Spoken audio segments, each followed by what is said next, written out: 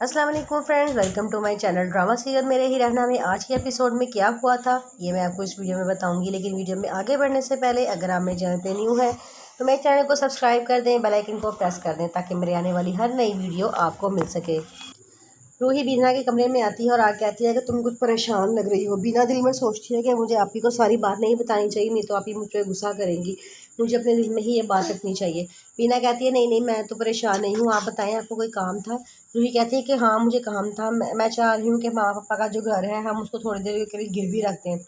बीना कहती है आप कैसी बातें कर रही हैं, उस घर में हमारा बचपन गुजरा है। रूही कहती है कि मैं जानती हूँ हमारा बचपन गुजरा है वहाँ, लेकिन अहमियत पैसे की होती है, पैसे से बढ़ के कोई चीज़ नहीं होती।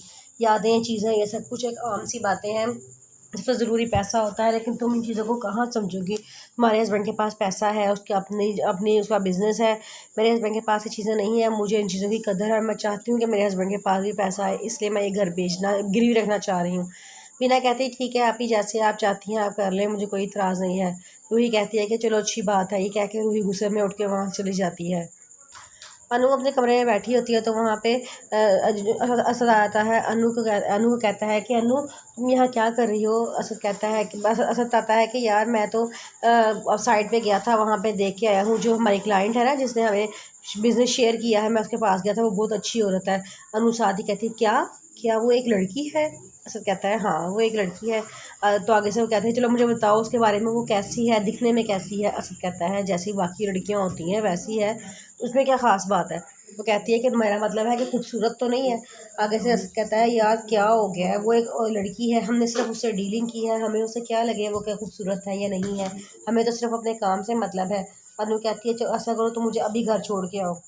असद कहता है ठीक है मैं तुम्हें छोड़ आता हूँ। असद अनु को घर छोड़ आती है तो फरहान घर आता है, तो आके उसे कहती है क्या फरहान जब अनु को देखता है तो कहता है कि तुम घर क्यों वापस आ गए हो, तो तुम्हें चाहिए था तो तुम वहाँ पे कुछ देर और रह लेती। अनु कहती है मुझे लगता है तुम्हें मेरा घर आना पसंद नहीं आया।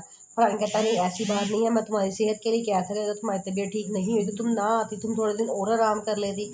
अनु कहती है मुझे तुमने एक बात क्यों नहीं बताई। फरहान कहता है कौन सी बात। अनु कहती है ये बात कि तुम्हारी जो असिस्टेंट है वो एक औरत है, एक लड़की है। फरहान कहता है मैंने इस बात को इतना इम्पोर्टेंट समझा ही नहीं कि मैं तुम्हें बताता, मैं तुम्हें क्या बताता।